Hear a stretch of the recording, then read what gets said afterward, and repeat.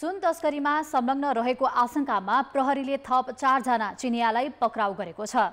कान्तिपुर समाचारमा आज त्रिभुवन अन्तर्राष्ट्रिय विमानस्थलको सुरक्षा व्यवस्थापनमा परिवर्तन गर्ने सरकारको तयारी, सामाजिक सुरक्षा कोषको दायरा विस्तार, अनौपचारिक क्षेत्रका श्रमिक र स्वरोजगार पनि समेटिन सुरु। अधिकांश पालिकाले लक्ष्य अनुसार विकास खर्च गर्न नसक्दा जनप्रतिनिधिको कार्यक्षमता माथि नै प्रश्न उठ्न थालेको छ। किन गर्न सकेनन् त पालिकाले खर्च? यस सम्बन्धी सामग्री पनि हामीसँग हुनेछ। यसैगरी जग्गाको कित्ता कार्ड खुलेपछि व्यवसायी केही उत्साहित देखिएका छन्। यो सँगै देशभर आज के भयो हामी जानकारी दिनेछौँ। देश बाहिरको प्रसङ्गमा पश्चिम अफ्रिकी मुलुक निजेरमा सेनामाथि सशस्त्र समूहको आक्रमण र खेलकुदमा एएफसी कप छनौट प्ले अफको अपडेट। नमस्कार, अब मुख्य समाचार। 74 जिल्लामा फैलियो डेङ्गी संक्रमण। 1.5 महिनामा 12 जनाले ज्यान गुमाउँदा संक्रमितको संख्या 12,000 नाघ्यो। नियन्त्रणको सरकारी प्रयास फितलो। एमालेको अवरोधले बन्दक बनेको संसद खुलाउन राष्ट्रपतिदेखि गठबन्धनसम्मको कसरत। नकारात्मक सन्देश गएको भन्दै राष्ट्रपतिको चिन्ता। बैठक नचले पनि दैनिक 7 लाख खर्च। 45 वर्ष पुरानो पर्यटन ऐन संशोधन गर्ने सरकारको तयारी। मस्यौदाका लागि सुझाव सङ्कलन सुरु। पर्यटन मैत्री कानुन बनाउन विज्ञको जोड। निजेरमा सशस्त्र समूहको आक्रमणमा परि 17 सैनिक मारिए। 20 घाइते। 100 भन्दा बढी हमला निस्तेज पारिएको सेनाको दाबी। र इङ्ल्यान्ड पहिलो पटक महिला विश्वकपको फाइनलमा सहआयोजक अस्ट्रेलिया 3-1 गोलले पराजित। उपाधिका लागि आइतबार स्पेनसँग भिड्ने।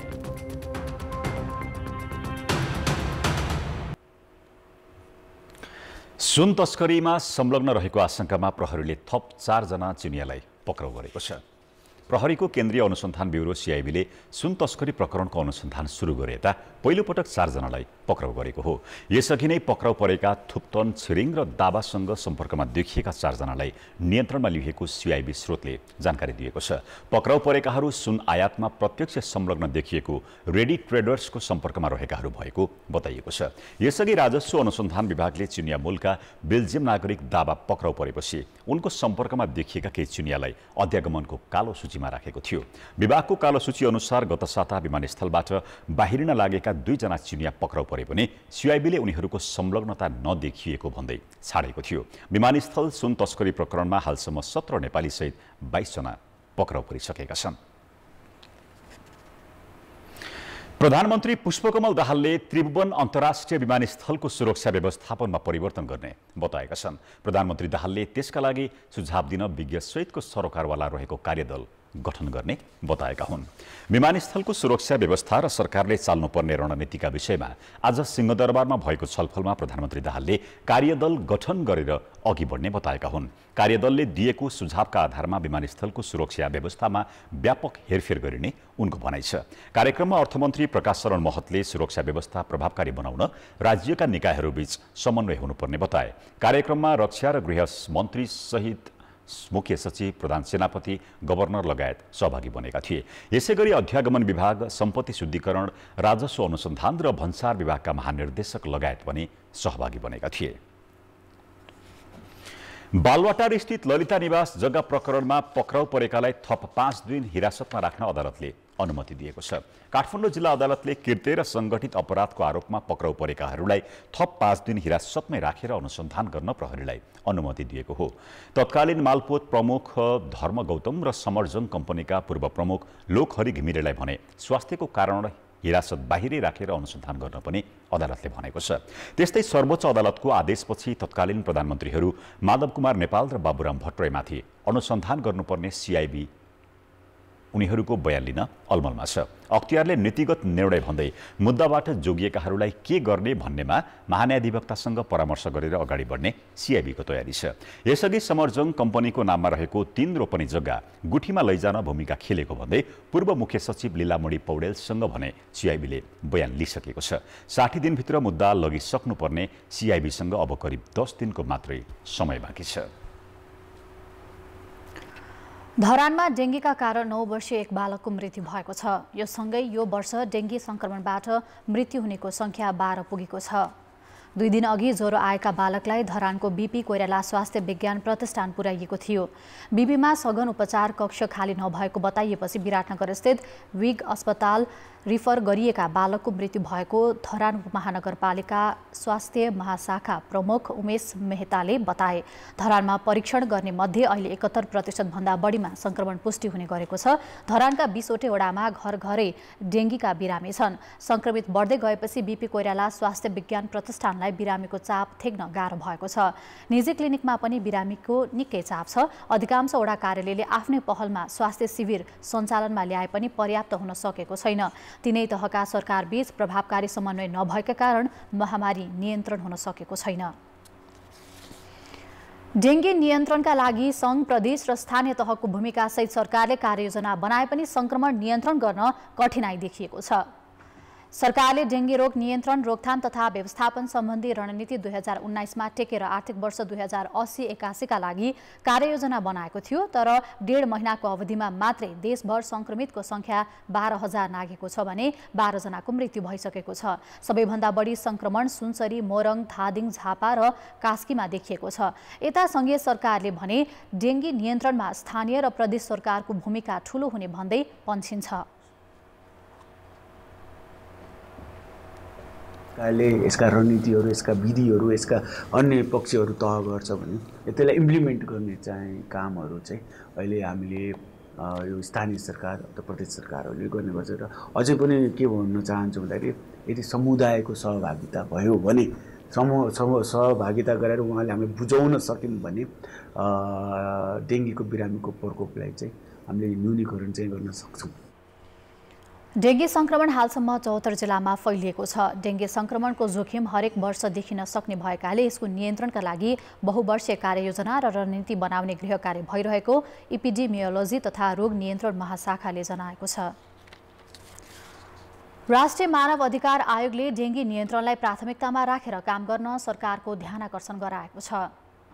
आयोगले आज विज्ञप्ति जारी गर्दै डेङ्गी संक्रमण बढ्दै जाँदा महामारीको रूप लिन सक्ने भन्दै त्यसतर्फ सचेत गराएको हो।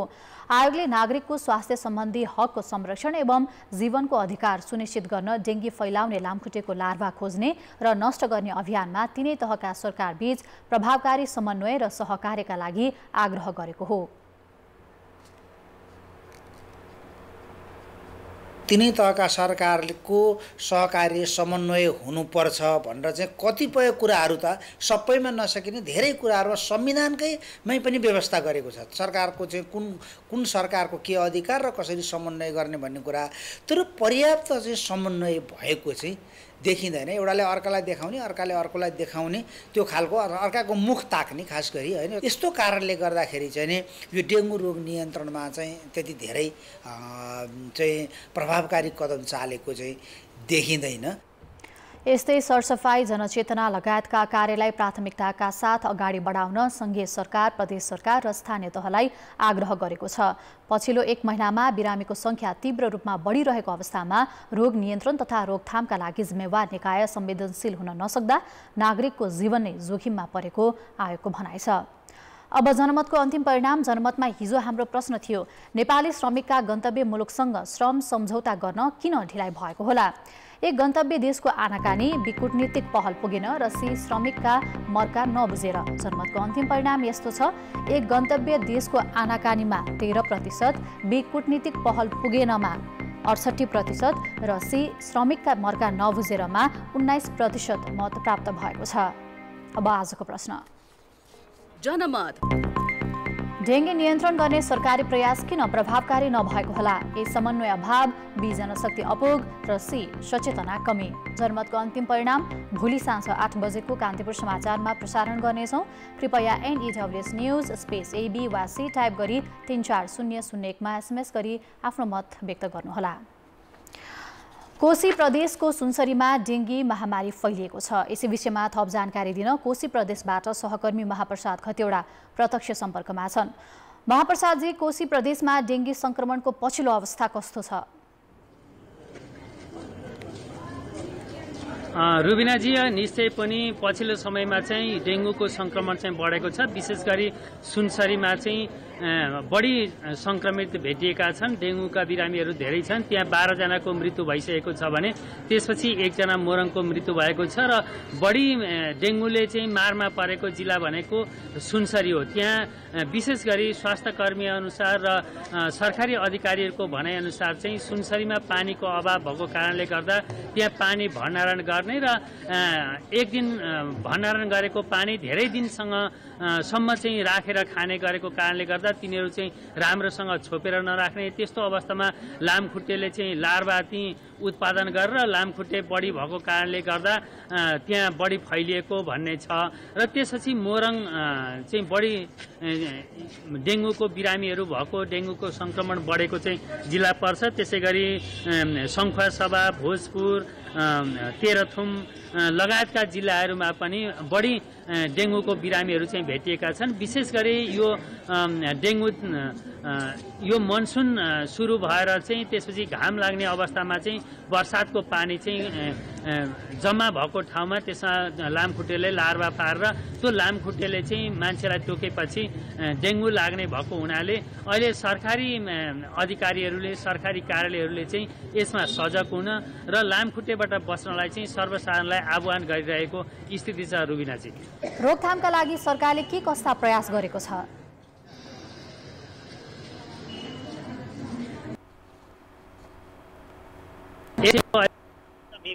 भन्ने अभियान सञ्चालन गरेको निर्देशनालयका निर्देशक ज्ञानबहादुर बस्नेतले चाहिँ जानकारी दिएका छन्। उनका अनुसार अहिले धरानको छाता चोकमा स्वास्थ्य कर्मीहरूको चाहिँ टोली राखिएको छ, जहाँ डेङ्गु सङ्क्रमित भएको चाहिँ रगत परीक्षण गरेर चाहिँ डेङ्गु हो होइन भन्ने कुरो चाहिँ जाँच्ने प्रबन्ध मिलाइएको छ। किनकि धरानमा धेरै नै डेङ्गुका बिरामीहरू देखिएको कारणले त्यो छाता चोकमा चाहिँ त्यो व्यवस्था गरिएको भनेको छ। र त्यसै गरी मोरङको सुन्दरहरैचा, पथरी, उर्लाबारी लगायतका क्षेत्रहरूमा चाहिँ बढी डेङ्गु चाहिँ सङ्क्रमण फैलिएको छ। ती ठाउँहरूमा पनि पानी जमेको ठाउँहरू, टायर राखेको ठाउँहरू, जस्तो कि घरहरूमा पनि कुनै गमलामा चाहिँ अब पानी सरसफाइ नभएको, फिल्टर। हस् महाप्रसादजी, जानकारीका लागि धन्यवाद। उनी थिए हाम्रा सहकर्मी महाप्रसाद खतिवडा। कोशी प्रदेशको सुनसरीमा फैलिएको डेङ्गुको महामारीका बारेमा हामीलाई त्यहाँको पछिल्लो अवस्थाको बारेमा जानकारी गराउँदै। अब बाँकी समाचार। राष्ट्रपति रामचन्द्र पौडेलसँग प्रमुख प्रतिपक्षी दल नेकपा एमालेका अध्यक्ष केपी शर्मा ओलीले भेटवार्ता गरेका छन्। राष्ट्रपति निवास शीतल निवासमा भएको भेटवार्तामा संसदको गतिरोध अन्त्य र समसामयिक राजनैतिक विषयमा छलफल भएको राष्ट्रपतिका प्रेस सल्लाहकार किरण पोखरेलले जानकारी दिए। राष्ट्रपति पौडेलले लामो समय संसदको गतिरोधले जनतामा नकारात्मक प्रभाव परेको भन्दै अवरोध अन्त्यका लागि ओलीको ध्यानाकर्षण गराएका थिए। राष्ट्रपति पौडेलले सबै दललाई विश्वासको वातावरण बनाएर अघि बढ्न सुझाव दिएका थिए। भेटवार्तामा ओलीले भने पौडेलको स्वास्थ्य स्थितिबारे चासो राखेका थिए। केही दिन अघि राष्ट्रपति पौडेलसँग सभामुख देवराज घिमिरे र राष्ट्रिय सभाका अध्यक्ष गणेश तिमल सिन्हाले भेट गरेर संसदको गतिरोध अन्त्यका लागि पहल गरिदिन आग्रह गरेका थिए। संघीय संसदमा प्रतिपक्षी दलले कायमै राखेको अवरोध खुलाउने विषयमा सत्ता गठबन्धनमा छलफल भएको छ।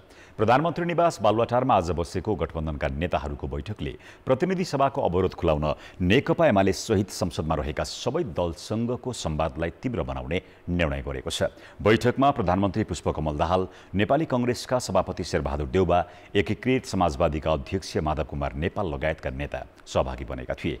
नेकपा एमाले सुन तस्करी प्रकरणको छानबिनका लागि उच्चस्तरीय समिति बनाउनु पर्ने माग गर्दै साउन 10 गतेदेखि संसद अवरुद्ध गर्दै आएको छ। प्रमुख प्रतिपक्षी नेकपा एमालेको अवरोधका कारण संसद बैठक साउन 10 गतेदेखि नियमित सञ्चालन हुन सकेको छैन। संसद सचिवालयले बैठक आह्वान गर्छ अनि दलहरूबीच कुरा नमिल्दा बैठकको कारबाही नै सुरु नभई स्थगित गरिन्छ। तर बैठक नचलेकै दिन पनि सांसदहरूले भत्ता र सुविधा भने छाडेका छैनन्, जसका कारण राज्य कोषको दैनिक लाखौं रुपियाँ स्वाहा हुने गरेको छ। वैशाख 24 गते सुरु भएको प्रतिनिधि सभाको दोस्रो अधिवेशनमा हालसम्म 48वटा बैठक बसे। यो अवधिमा सुन तस्करी प्रकरणलाई लिएर 5 पटक बैठक अवरुद्ध भए। सत्ता पक्ष र प्रतिपक्ष बीच छानबिन समिति बनाउने या नबनाउने भन्नेमा विवाद देखिँदा साउन 10, 23, 24, 26 र 29 गतेका बैठक अवरुद्ध भएका हुन्। तर सदन नचले पनि सांसदले भत्ता भने लिइरहेका छन्। उनीहरूले कानुन अनुसार हाजिर गरे मात्रै दैनिक 2000 रुपैयाँ पाउँछन्। सांसदले मात्रै होइन, बैठक आह्वान गरेपछि सचिवालयले बैठक सञ्चालनका लागि बत्ती, पानी, स्टेसनरी, सुरक्षा, स्वास्थ्य लगायतका विभिन्न शीर्षकमा खर्च गर्छ। बैठकको पूर्व तयारी गरेर यो अधिवेशनमा मात्रै दलहरूबीच कुरा नमिल्दा पशुपतिको जलहरी प्रकरणदेखि सुन तस्करी प्रकरणसम्ममा 9वटा बैठक सूचना टाँसेर स्थगित भएका छन्।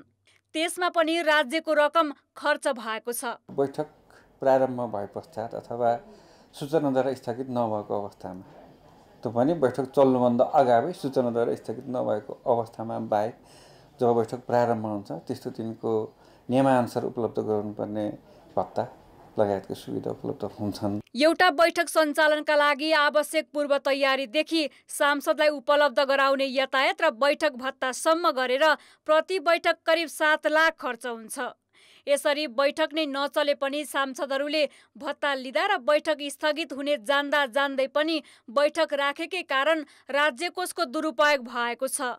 यस्तो अवस्था रोक्न दलहरूबीच कुरा नमिलेसम्म बैठक नै आह्वान गर्न नहुने, सांसदहरूले हाजिरीको भरमा मात्रै भत्ता लिन नहुने र नैतिकता देखाउनुपर्ने आवाज उठ्न थालेको छ। कुनै कामै नगरी तल भत्ता लिन्छन् भने अरू कर्मचारीहरूले के भन्लान्?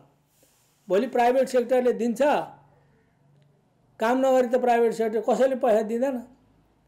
यी अहिलेका नेताहरूले के भन्थ्यो होला अरूले त्यसरी गरे भए? यो लाज पचेकाहरू हुन्, यिनीहरूले सजाय नपाएका हुन्, दण्डहीनता बढेर गयो। त्यसो त राष्ट्रिय स्वतन्त्र पार्टीले राजनीतिक टक्रावका कारण संसद नचल्दा आफूले पाउने सेवा सुविधा नलिने भनेको छ। अहिले उठेका आवाज सम्बोधन गरेर बैठक नचल्दा सेवा सुविधा नलिने हो भने थोरै भए पनि राज्य कोषबाट रकम बाहिरिने थिएन कि? कान्तिपुर समाचारका लागि क्यामेरामा रूपक कोइरालाका साथ अञ्जना लामिछाने, काठमाडौँ। संघीय सरकारले पुँजीगत अर्थात् विकास खर्च गर्नै नसकेको आरोप खेपिरहँदा स्थानीय सरकारको अवस्था पनि उस्तै देखिएको छ। गत आर्थिक वर्षमा 753 मध्ये अधिकांश स्थानीय सरकारले 50% पनि विकास खर्च गर्न सकेनन्। बजेट खर्च हुन नसक्नुमा जनप्रतिनिधिको मत भने फरक छ। केहीले संघीय सरकारले समयमै अनुदान उपलब्ध नगराउँदा समस्या भएको बताएका छन् भने केहीले कर्मचारी अभाव र ठेक्का कार्यान्वयनमा देखिएका जटिलतालाई दोष दिएका छन्। तर यसले विकासका काममा अवरोध त पुगेको छ नै, जनप्रतिनिधिको क्षमतामाथि समेत प्रश्न उठेको छ। सबैभन्दा धेरै बजेट परिचालन गर्ने काठमाडौँ महानगरपालिकाले गत आर्थिक वर्ष 25 अर्ब 41 करोड 96 लाख रुपैयाँको बजेटमा जम्मा 33% मात्रै खर्च गर्न सक्यो। अर्बौं बजेट परिचालन गर्ने महानगरले भने रकम फर्स्यौट गर्न बाँकी रहेकाले 39% काम भएको दाबी गरेको छ। सहरका लागि आवश्यक यतिका धेरै पूर्वाधार तथा विकास निर्माणको आवश्यकता भएको महानगरमा उसकै दाबीलाई आधार मान्ने हो भने पनि 61% बजेट खर्च गर्न नसकेको स्पष्ट देखिन्छ। केही कामहरू पाइपलाइनमा छ, त्यसलाई चाहिँ काम नसकेको कारणले गर्दाखेरि त्यसलाई चाहिँ पैसा दिन नसकेकोले गर्दाखेरि खर्च कम देखेका हुन् र केही कामहरू डिपिआरमा पर्यो, त्यसले गर्दाखेरि पनि काम सकिसकेको अवस्था छ, त्यसलाई चाहिँ पैसाहरू नदिएको कारणले गर्दाखेरि जति पैसा गयो भन्दाखेरि 33% जति चाहिँ त्यो खर्च भएको अवस्था चाहिँ छ। त्यसो त पोखरा महानगरले पनि 8 अर्ब 77 करोड 75 लाख रुपैयाँको बजेट मध्ये 42% मात्र खर्च गर्न सक्यो भने भरतपुर महानगरले 5 अर्ब 74 करोड 42 लाख रुपैयाँ मध्ये 47% भन्दा बढी खर्च गर्न सकेन। 6 अर्ब 35 करोड रुपैयाँ बजेट ल्याएको ललितपुर महानगर र 3 अर्ब 33 करोड रुपैयाँको बजेट ल्याएको वीरगञ्ज महानगरले करिब 55% बजेट खर्च गरे। संघीय सरकारले आर्थिक अभावको कारण देखाउँदै सामान्यकरण अनुदान समयमै नपठाउँदा पुँजीगत खर्च कम भएको पालिकाहरूको दाबी छ। सामान्यकरण जुन पैसा जुन समयमा आउनुपर्ने थियो, वैशाख फागुन जेठमा आउनुपर्ने पैसा त्यो असारको अन्तिम दिनमा आयो। अब अन्तिम दिनमा आएपछि त त्यो 2 दिनमा हामी कसरी त्यो खर्च गर्न सक्छौँ त?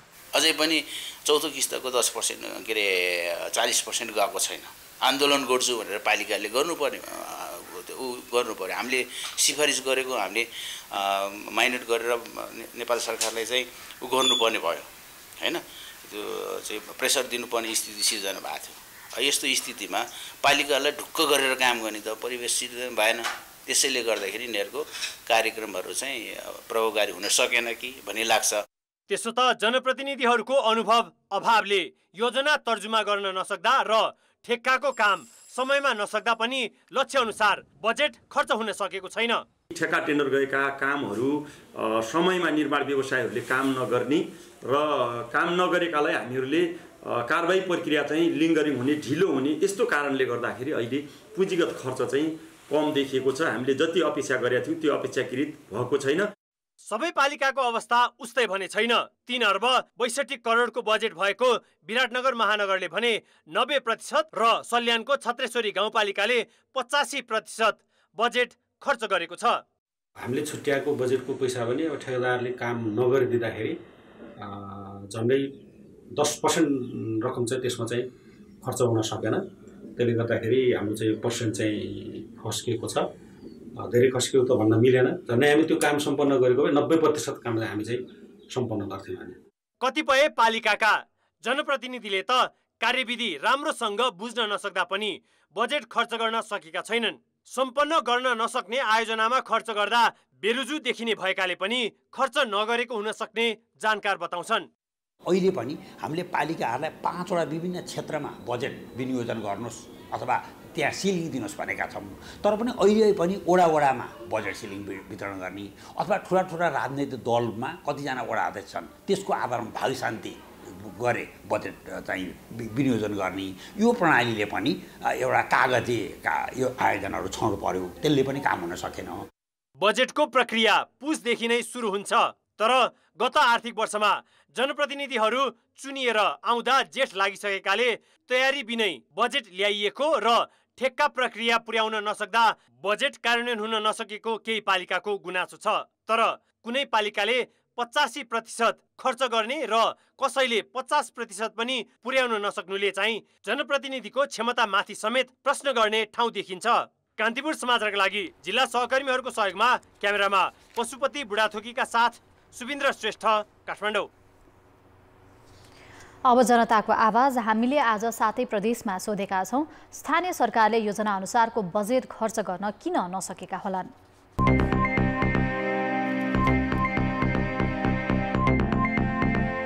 निर्माण व्यवसायहरू चाहिँ समयमै काम नगर्दाले अनि बजेटहरू खर्च चाहिँ हुन नसकेको अवस्था छ।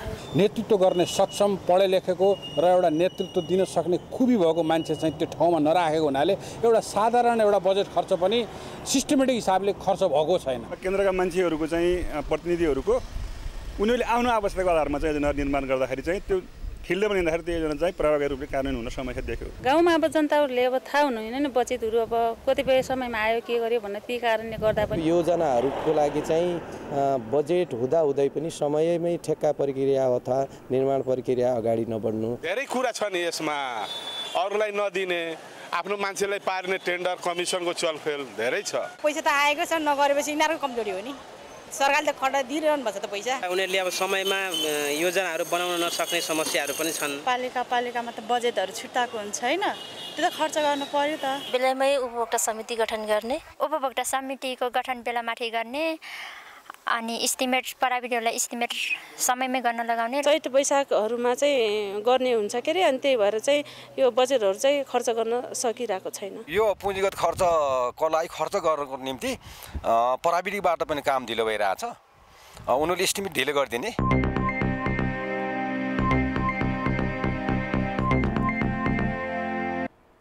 प्रधान सेनापति परशुराम शर्मा र चिनिया जनमुक्ति सेनाको तिब्बत मिलिटरी कमान्डका मेजर जनरल युए एनदे बीच सैनिक मुख्यालय जङ्गी अड्डामा भेटवार्ता भएको छ। नेपालको 5 दिने भ्रमणमा आएका मेजर जनरल युई यान्देले प्रधान सेनापति शर्मासँग सैनिक मुख्यालयमा पुगेर भेटवार्ता गरेका हुन्।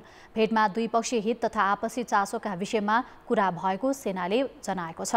8 सदस्यीय सीमा सुरक्षा प्रतिनिधि टोलीको नेतृत्व गर्दै नेपाल आएका मेजर जनरल युईले सैनिक कमान्ड तथा स्टाफ कलेज, सैनिक सङ्ग्रहालय लगायत सैनिक इकाइका साथै काठमाडौँ र पोखरा स्थित ऐतिहासिक एवं पर्यटकीय स्थलको भ्रमण गर्ने सेनाले जनाएको छ। मेजर जनरल युई भदौ 3 मा फर्कने कार्यक्रम रहेको छ।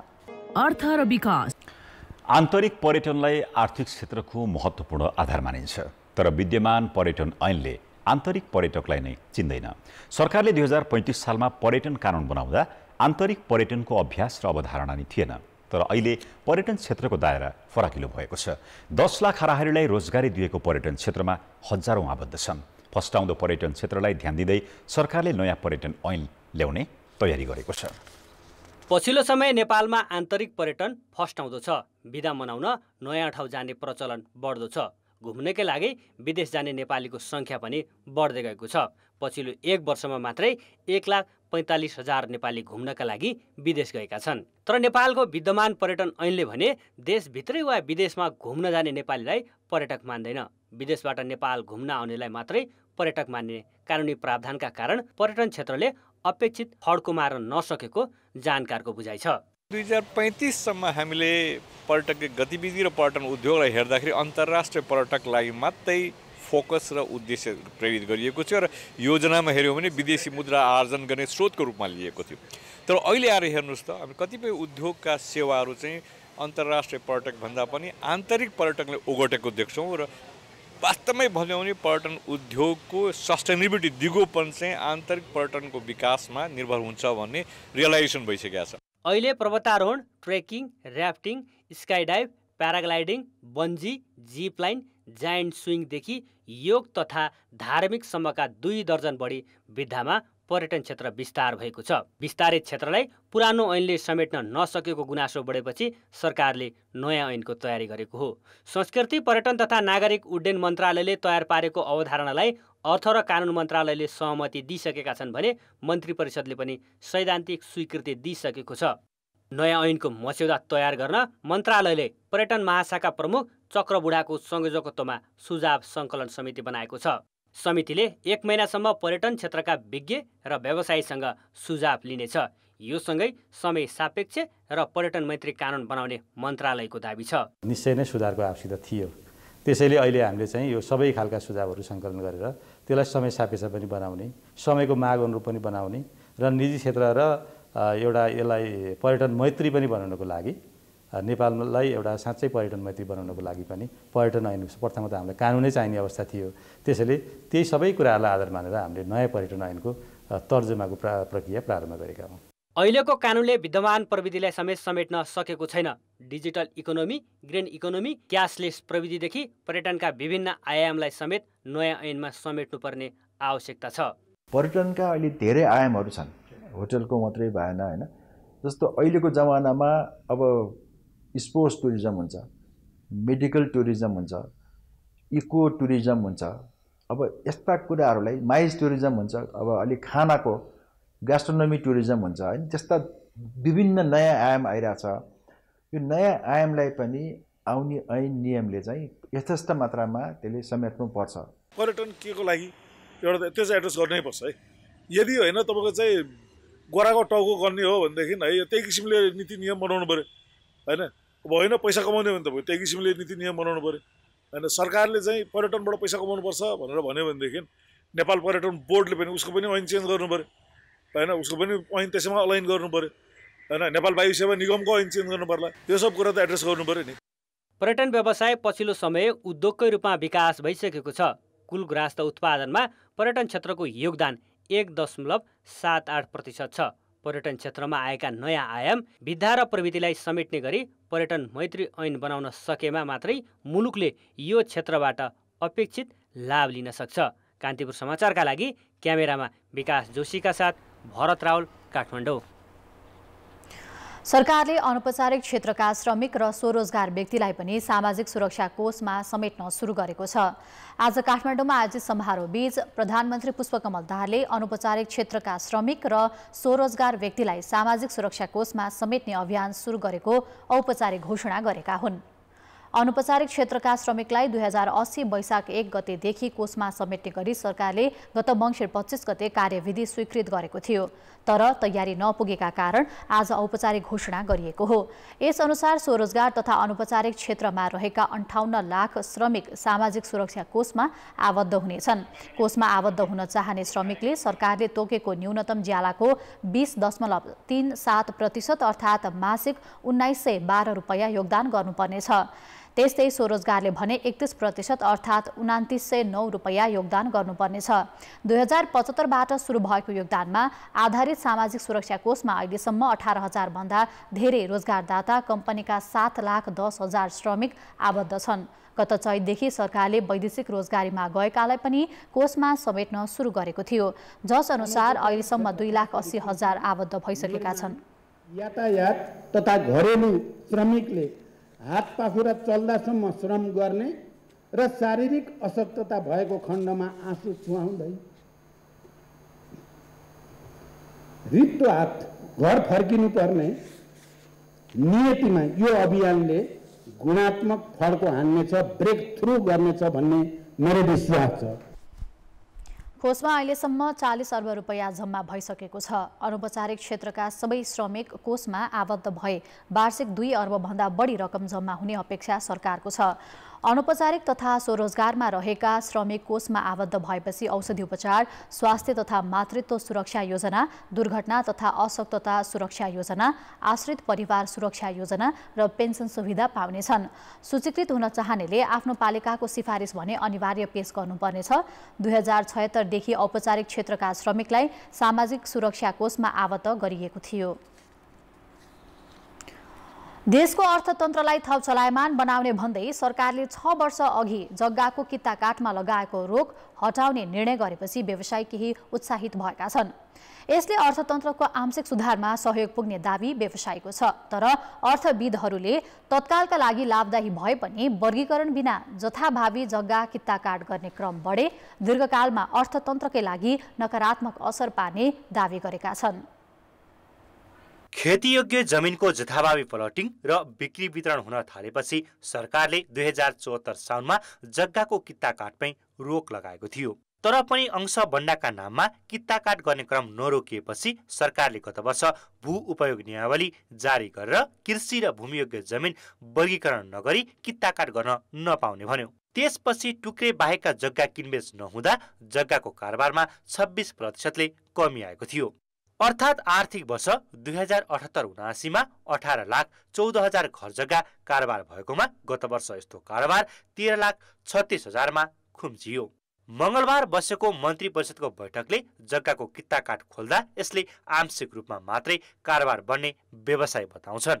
हिजो जुन निर्णय भएछ यस खोलिसकेपछि हामीले अघिल्लो 78-79 को हाराहारीमा राजस्व सङ्कलन हुने अपेक्षा राखेका छौँ।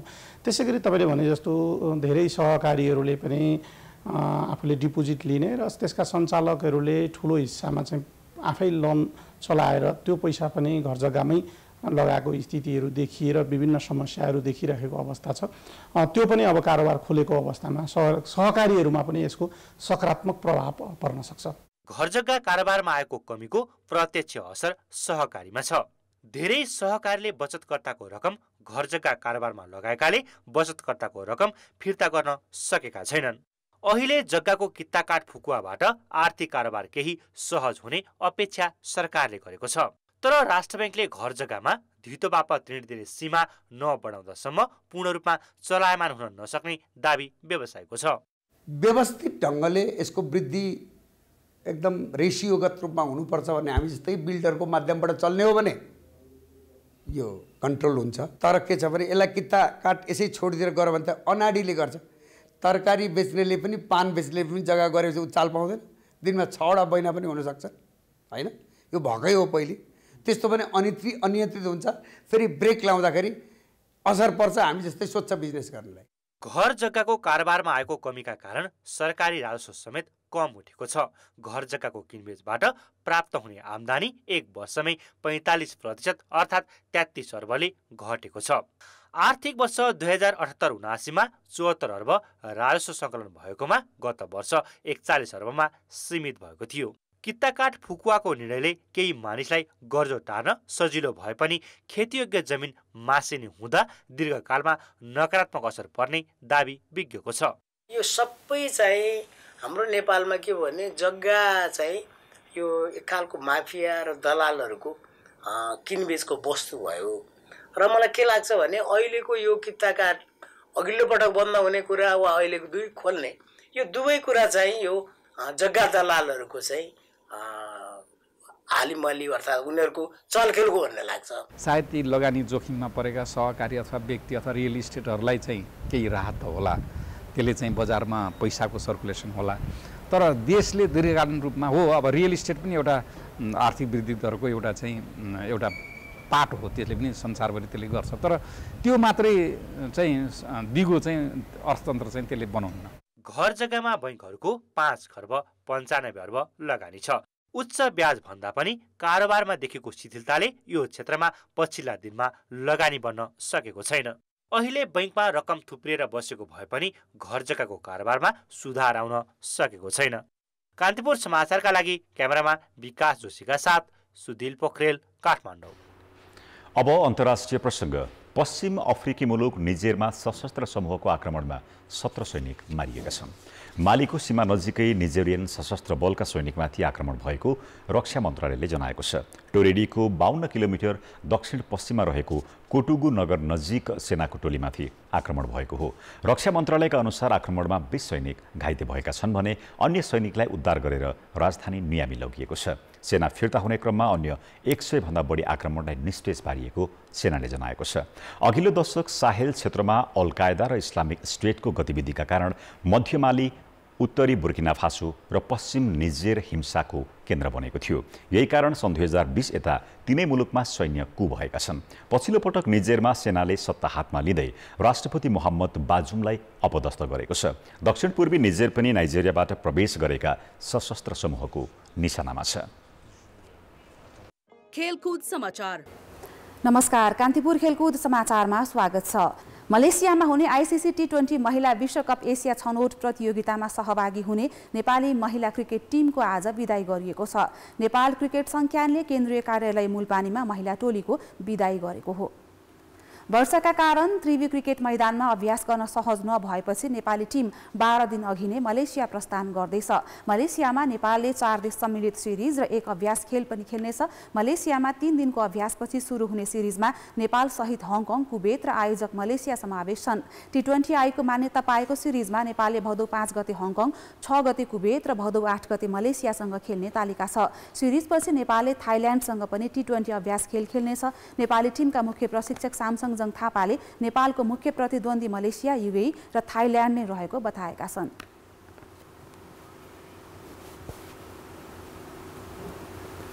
सबै टिम बलियो नै छ, तर भनौँ न अब अहिले पहिला त हामीले मलेसियासँग मलेसिया भयो, त्यसपछि युएई भयो र मलेसिया र युएईलाई जित्ने बित्तिकै हाम्रो चान्सेस अलिक बढी हुन्छ। हामीले चाहिँ फुल टप गर्नै पर्ने हुन्छ, त्यो बाध्यता होइन, क्रिकेट हो, अब क्रिकेटमा जे पनि हुनसक्छ। त्यस कारण चाहिँ अब त्यसको अगाडि पनि हामीले थाइल्यान्डसँग हेर्छौँ, थाइल्यान्डसँग पनि हाम्रो गेम छ। विश्वकपको एसिया क्षेत्र छनौट भदौ 14 देखि 23 गतेसम्म मलेसियामा नै हुँदैछ। एसिया क्षेत्र छनौटको फाइनल पुगे नेपालले अर्को वर्ष आयोजना हुने ग्लोबल छनौट खेल्ने अवसर पाउनेछ। नेपाल छनौटको समूह ए मा छ। समूह ए मा नेपालसँगै बहराइन, भुटान, मलेसिया, कतार र युएई छन्। समूह बी मा चीन, हङकङ, कुवेत, म्यानमार र थाइल्यान्ड छन्। यसअघिको विश्वकप छनौटमा नेपाललाई थाइल्यान्ड र युएईले रोकेका थिए, तर यो वर्ष नेपाली टिमले पछिल्लो समयभन्दा राम्रो अभ्यास गरेको खेलाडी बताउँछन्। अब होपफुली भनौँ न थाइल्यान्ड आउनु, युएई आउनु भनेको हाम्रो धेरै पुरानो घाउहरू पनि छ होइन, जो हामीले त्यसलाई चाहिँ खेलेर नै मेटाउनु पर्ने छ। बट दिस टाइममा आउँदाखेरि चाहिँ अब पहिला हामी खेल्न त खेलेको थियौँ, तर को ब्याटरको कस्तो रोल हो भन्ने कुरा चाहिँ हामी त्यसै लाइक हावा टाइममा खेलेको जस्तो लाग्यो मलाई पहिला चाहिँ।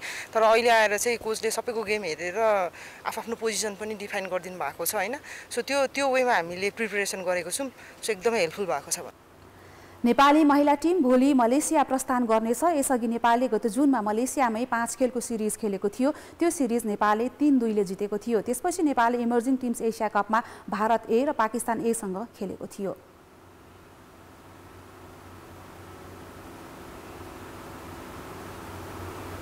चीनको होङजाओमा हुने 19औं एसियाली खेलकुदमा जुडोबाट महिला र पुरुष गरी नेपालका 8 खेलाडी सहभागी हुँदैछन्। नेपाली मार्शल आर्ट विधाको पुरानो खेल जुडोबाट नेपालले अहिलेसम्म एसियाडमा पदक भने हात पार्न सकेको छैन। अहिले इरानी मूलका जर्मन प्रशिक्षक मोहम्मद मन्सुरीले नेपाली खेलाडीलाई प्रशिक्षण गराइरहेका छन्। बलिया प्रतिद्वन्द्वीको सामना गर्नु परे पनि प्रशिक्षकको रणनीति योजना अनुसार खेलेर यसपटक पदक जित्ने लक्ष्यमा नेपाली खेलाडी छन्। 2026 सालमा पुलिस एकाडेमीबाट नेपालमा जुडोको सुरुवात भएको हो। 2035 सालदेखि नेपाली सेनाले पनि जुडो खेल्न सुरु गर्यो। तर 2040 सालदेखि नेपालमा यो खेल लोकप्रिय बन्यो।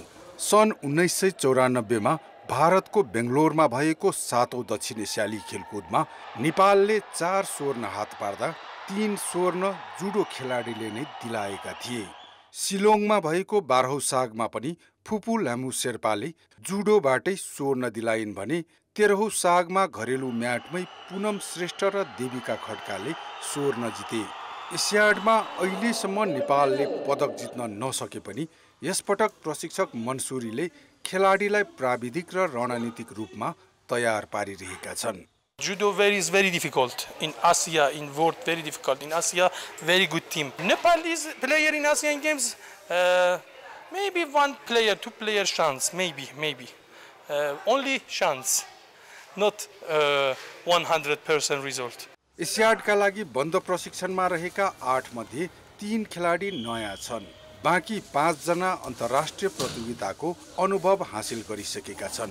एसियाडमा चीन, जापान, इरान, किर्गिस्तान, उज्बेकिस्तान लगायत देशका खेलाडीलाई बलिया मानिन्छ। ती राष्ट्रका खेलाडीको चुनौती पन्छाउन लामो प्रशिक्षणसँगै सन्तुलित आहार पनि चाहिन्छ। तर सरकारले उपलब्ध गराएको दैनिक 2000 रुपैयाँले बन्द प्रशिक्षणमा खान र बस्न खेलाडीलाई अपुग छ। 2000 को हकमा मात्रै खाएर बस्नु पर्यो भने चाहिँ धेरै गाह्रो छ तपाईको। किन अहिले तपाईको दिनको 2 टाइम ट्रेनिङ छ र त्यही 2000 भित्रै अब खाना बस्न सबै कुरा म्यानेज गर्न गाह्रो छ धेरै कुरा। तर लाग्छ यसमा गभर्नमेन्टले, सरकारले, परिषदले यसमा चाहिँ अलिकति यतातिर मध्यनजर दिनुभयो भने अझ बेटर हुन्छ। यसपटकको एसियाडमा जुडोमा सहभागी हुने इन्द्रबहादुर श्रेष्ठ र देवकी माया श्रेष्ठ सहोदर दाजुबहिनी हुन्। इन्द्रले यसअघि एसियाडमा प्रतिस्पर्धा गरिसकेका छन् भने देवकीका लागि एसियाड पहिलो अनुभव हुनेछ। आफ्नै देशमा अभ्यास गर्दा म्याच एक्सपोजर नपाउने भएकाले एसियाड अगाडि म्याच एक्सपोजरको अनुभव गर्न पाए राम्रो गर्न सक्ने खेलाडीको बुझाइ छ। हाम्रो गुरुहरू खटिनु भएको छ, राम्रो गरिराख्नु भएको छ। अझ अब विदेशतिर गएर अझै ट्रेनिङ गर्न पाएको भए झनै राम्रो हुन्थ्यो होला। किनकि उताको प्लेयरहरूसँग हामी खेल्न सक्थ्यौँ। यहाँ चाहिँ अब हामी सधैँ खेलिरहेको एउटै प्लेयर मात्रै छौँ। खेलाडीहरू अब पार्टनरहरू कम भएको हुँदाखेरि चाहिँ अब उता गएर खेल्यौँ भने चाहिँ सबै खेलाडीको अब उनीहरूको पनि टेक्निक, हामी उनीहरूको मुभ, उनीहरूको टेक्निक हामी जान्न सक्थ्यौँ। पहिलाको भन्दा चाहिँ इम्प्रुभ गर्दै गएर आफूले त्यो के कुरामा चाहिँ कमजोरी छु, म कहाँनिर सब विक, जस्तै अब पावरमा विक छु कि अथवा टेक्निकमा विक छु कि अथवा स्पिडमा केमा विकमा छु, त्यो चाहिँ हामीले सुधार्दै लिएर गएर चाहिँ अहिले जस एसियन गेममा चाहिँ जस मेडल हान्ने कोसिस हुन्छ। जुडोको आफ्नै पूर्वाधार छैन। एसियाडको तयारीका लागि खेलाडीले दशरथ रङ्गशालाको मिडिया सेन्टरमा अभ्यास गरिरहेका छन्। रङ्गशालामा फुटबलका गतिविधि हुँदा प्रशिक्षणकै क्रममा स्थान परिवर्तन गर्नुपर्ने बाध्यता छ। यसतर्फ सम्बन्धित निकायले ध्यान दिने कि? कान्तिपुर समाचारका लागि क्यामेरामा राजेन्द्र महर्जनका साथ प्रदीप लेखी, काठमाडौँ। मचिन्द्र फुटबल क्लबले एएफसी कप छनौट प्लेअफको दोस्रो चरणमा अहिले भारतको मोहन बगान जायन्टसँग प्रतिस्पर्धा गरिरहेको छ। खेल अन्त्यतिर पुग्दा मचिन्द्र 2-1 गोलले पछि छ। कोलकाता स्थित सल्ट लेक स्टेडियममा भएको खेलमा मचिन्द्र पहिलो हाफमा 1-0 गोलले पछि परेको थियो। राष्ट्रिय टिमका खेलाडी अनवर अलीले 40औं मिनेटमा कर्नरबाट आएको बलमा गोल गर्दै मोहन बगानलाई अग्रता दिलाएका थिए। 59औं मिनेटमा जेसन कमिन्सले दोस्रो गोल थपे। 80औं मिनेटमा नेपालका लागि मेसुकेले गोल गरेका छन्। घरेलु मैदानमा भएको पहिलो चरणको खेलमा मछिन्द्रले भुटानको पारो एफसीलाई 3-2 गोलले हराएको थियो। खेलकुद समाचार अहिलेलाई यति नै। कान्तिपुर समाचार अहिलेलाई सकियो। कान्तिपुर टेलिभिजन हेर्दै गर्नुहोला। नमस्ते।